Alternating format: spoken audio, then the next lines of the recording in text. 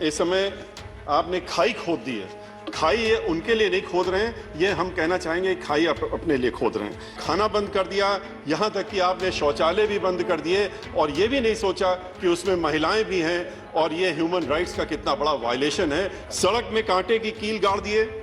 इतनी तैयारी तो पाकिस्तान के बॉर्डर में भी शायद सरकार ने नहीं की होगी जितनी की दिल्ली के बॉर्डर पे कर दी है।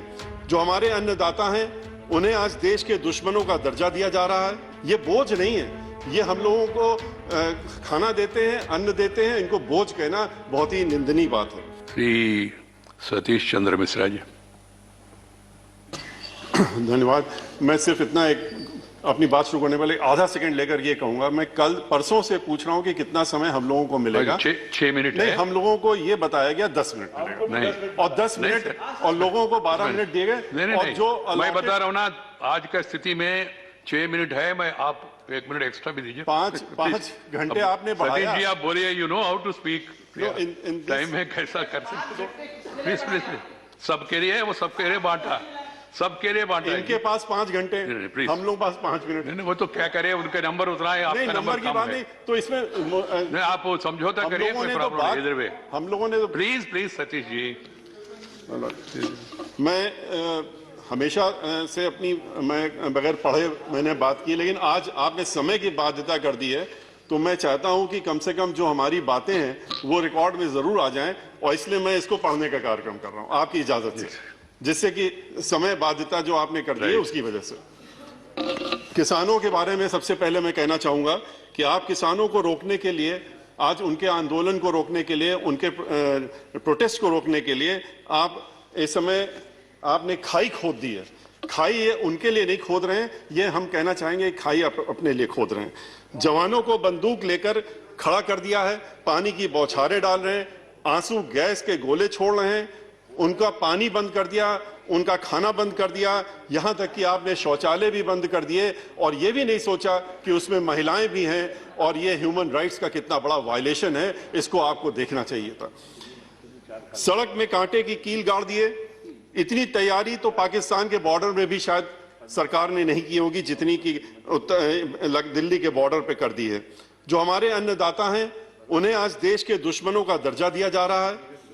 याद रखिए, ये किसान जिनके पास खाने को कुछ नहीं है, खोने को कुछ नहीं है, इन्हें आप डरा धमका कर और उन पर अपना कानून थोप नहीं सकते, जो कानून उनको पसंद नहीं है।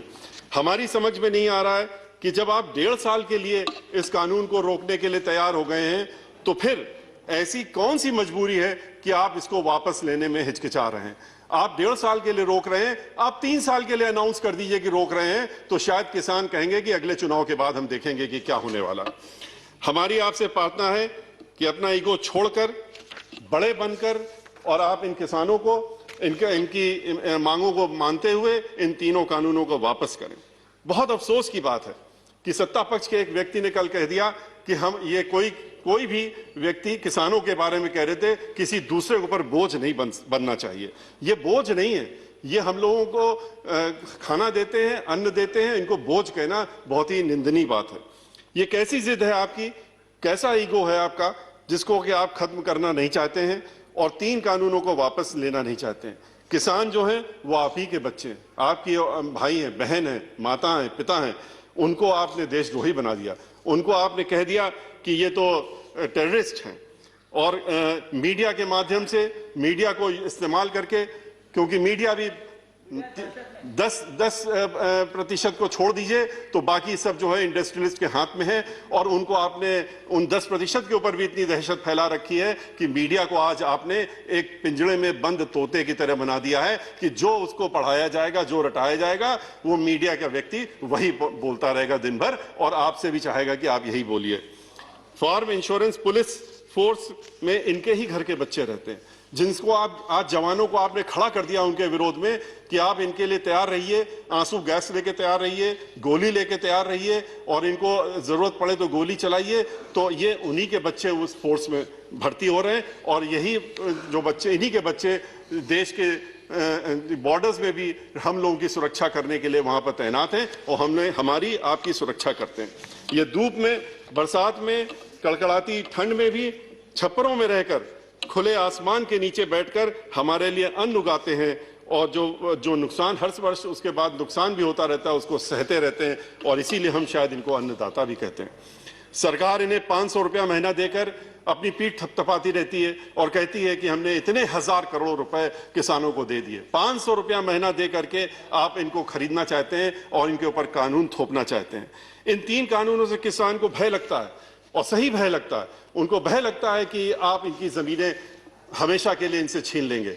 आप जिस तरीके से कुछ चुनिंदा इंडस्ट्रियलिस्ट के हाथों में एक एक चीज को बेच रहे हैं, चाहे रेल हो, तेल हो, गैस हो, जमीन हो, आसमान हो, आपने सब चीजें इनको बेचने का काम, अब तो आपने नदी किनारे पोर्ट्स भी बेचने का काम कर दिया, LIC को बेचने का काम कर दिया। LIC जो जहां पर कि लोगों की लाइफ इंश्योर्ड रहती है उसको भी आपने बेचने का काम तय कर लिया कि इनके हाथ में बेच देंगे।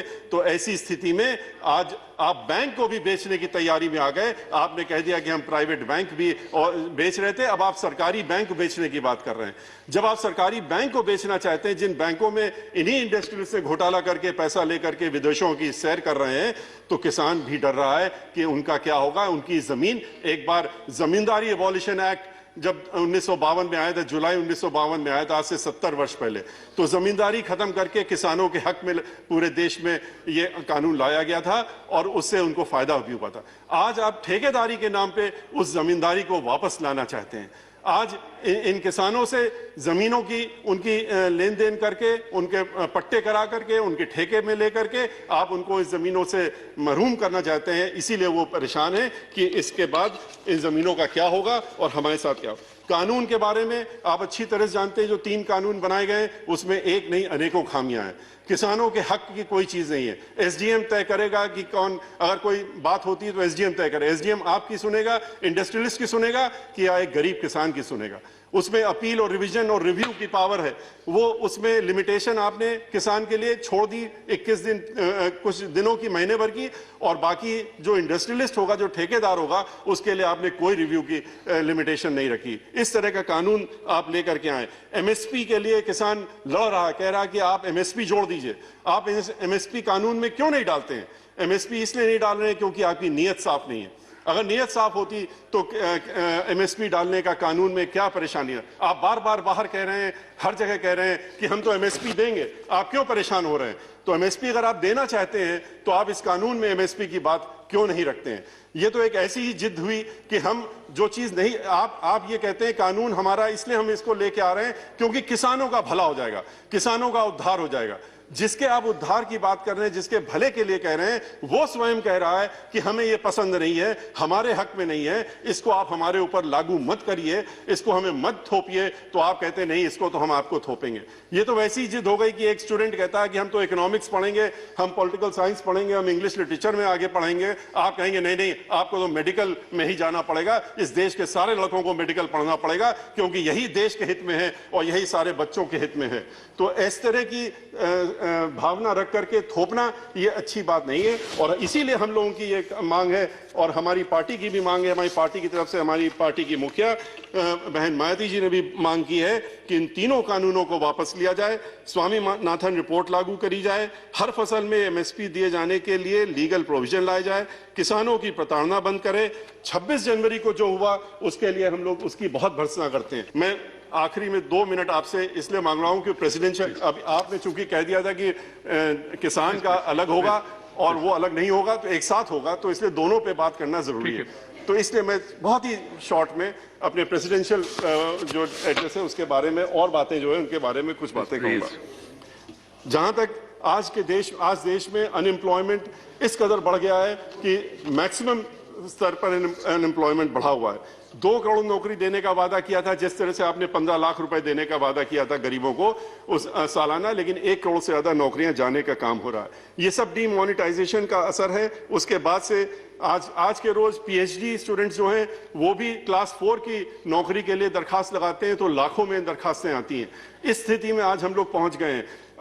एजुकेशन की पॉलिसी आपने ऐसी बनाई है जिसमें कि आप ये नहीं देख रहे हैं कि एक PhD को कहते हैं कि आप नर्सरी पास बच्चे को पढ़ाने का काम करिए, वो भी उसके पहले एलिजिबिलिटी टेस्ट पास करिए। इसकी वजह से जो अनेकों MBA हैं, जो और पढ़े लिखे पोस्ट ग्रेजुएट स्टूडेंट्स हैं, उनको नौकरियां नहीं मिल रही, जो पहले पढ़ाने का काम करते थे, जिन्होंने हम लोगों को भी पढ़ाने का काम किया। वो कोई PhD होल्डर्स या खाली वही नहीं थे जिन्होंने पढ़ाने का स्कूलों में काम किया, वो ग्रेजुएट्स भी थे, पोस्ट ग्रेजुएट से पढ़ाते थे। आज आपने LIC को बेचने का जो डिसीजन लिया है वो बहुत ही घातक है। 49% पहले आप स्टेक बेच रहे थे, अब आपने 75% बेचने का। एक व्यक्ति होता है, उसको लगता है कि हमारी लाइफ इंश्योर्ड है या हमारे बाद हमारे बच्चों को इंश्योरेंस मिलेगा। आज आप उसको भी प्राइवेट हाथों में बेच रहे हैं। जिस तरह से आप हर चीज को बेचने का काम कर रहे हैं, ये उचित नहीं है। Thank you Satish ji. Sir, I'll take You have taken already 9 minutes, please. Sir 10 minute की हमने छूट मांगी थी, 10 मिनट की छूट मांगी थी। अच्छा, हम एक खाली हेल्थ के बारे में बात करके अपनी बात समाप्त करना चाहेंगे। आपने हेल्थ स्कीम के बारे में कहा है, आपने प्रेसिडेंशियल अपनी एड्रेस में ये भी कहा है, माननीय राष्ट्रपति जी ने कहा है कि बहुत सी चीजें हम लोग कर रहे हैं, जितने देश में आप बढ़ावा कर रहे हैं वो सब, लेकिन अल्टीमेटली तो प्राइवेट हाथों में ही जाने वाला है। तो देश के पास कहाँ रहने वाला है? 2-3 प्राइवेट जो लोग हैं उन्हीं के हाथ में इसको भी बेच देंगे आप। हेल्थ स्कीम में आपने कहा है कि आपने बहुत किया, बहुत अच्छा किया, लेकिन आप ये भी तो देखिए कि इसमें और भी आगे बढ़ने की जरूरत है। हमने पिछली बार भी माननीय सभापति जी के सामने भी हमने ये बात कही थी कि कैंसर के पेशेंट्स पूरे देश में रोज हर महीने लाखों की संख्या में बढ़ रहे हैं। कैंसर का ट्रीटमेंट जो होता है उसके लिए मशीन चाहिए होती है, लीनियर एक्सरे मशीन चाहिए होती है, और लीनियर जो एक्सलेटर मशीन होती है वो सिर्फ विदेशों में बनती है और 2 ही कंपनियां बनाती हैं। उनको यहाँ पर ला करके अगर हेल्थ सेक्टर हमको बढ़ाना है तो उनके लगाने के लिए प्राइवेट लोगों को आगे आने की इच्छा अगर हो या किसी को भी लगाना हो तो उनके पास कैपेसिटी होनी चाहिए। अनफॉर्चुनेटली ये बात मैंने पहले भी कही थी, आपने ये एक बार फाइनेंस मिनिस्टर से भी माननीय अध्यक्ष जी कही थी कि इसमें ध्यान दिया जाए कि उसमें आप 27% जो है इंपोर्ट ड्यूटी लगाते हैं। 27% इंपोर्ट ड्यूटी, वो 12-13 करोड़ की मशीन आती है, उसमें 27% और दे। इस वजह से आज इसमें आप कितना कमा लेंगे साल भर में? 50 करोड़, 60 करोड़। लेकिन इसकी वजह से आज कैंसर की वजह से लोग मर रहे हैं और उनको दिक्कत हो रही। MRI, CT, इन पे जो है इंपोर्ट ड्यूटी खत्म होनी चाहिए, टैक्सेस खत्म होनी चाहिए। इसी के साथ में अपनी बात। Thank you very much sir.